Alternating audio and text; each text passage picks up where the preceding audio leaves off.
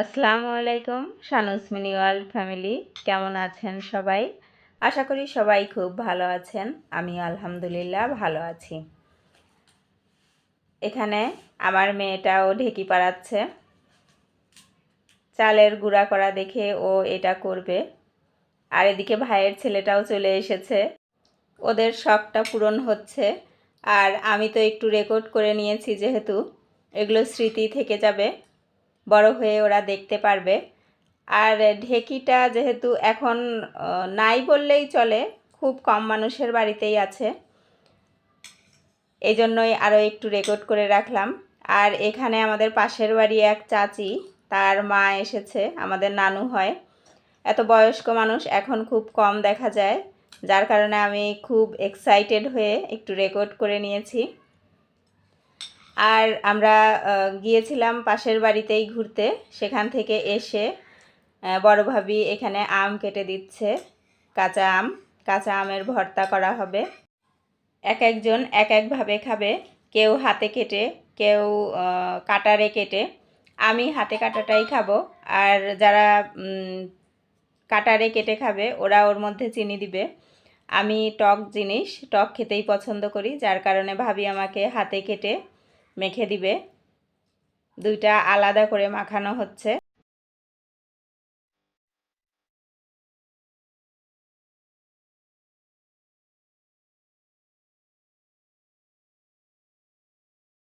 আম ভর্তা খেয়ে আমাদের তৃপ্তি হয়নি, যার কারণে আবারও গাছ থেকে আম নিয়ে আসা হয়েছে।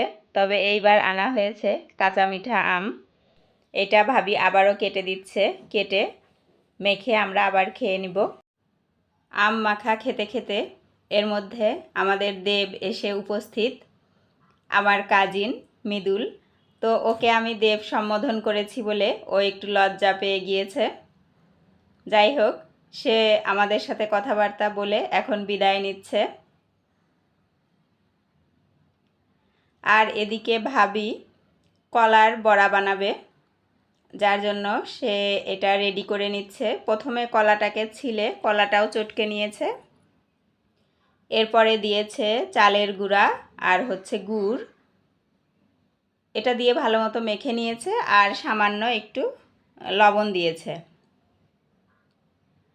এটা ভালো মতো মেখে নিতে হবে। একটু টেস্ট করে দেখলাম যে একটু মিষ্টিটা কম হয়েছে, যার কারণে ভাবি আর একটু গুড় দিয়ে দিয়েছে।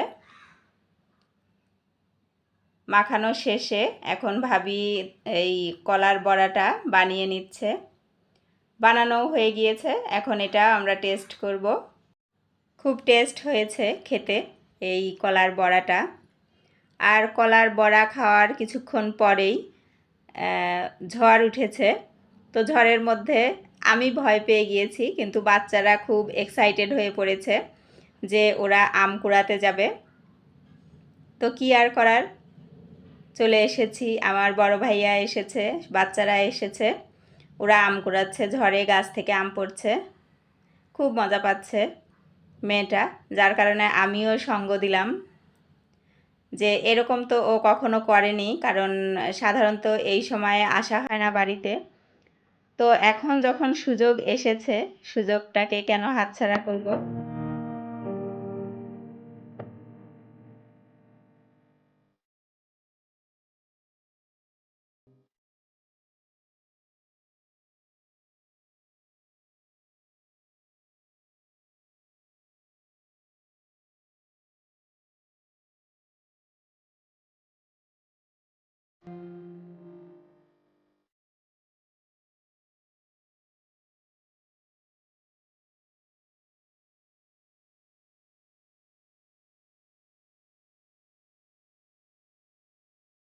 আমি ব্লগের শেষ পর্যায়ে চলে এসেছি, আজকে এখানেই শেষ করছি। আল্লাহ হাফেজ, আসসালামু আলাইকুম।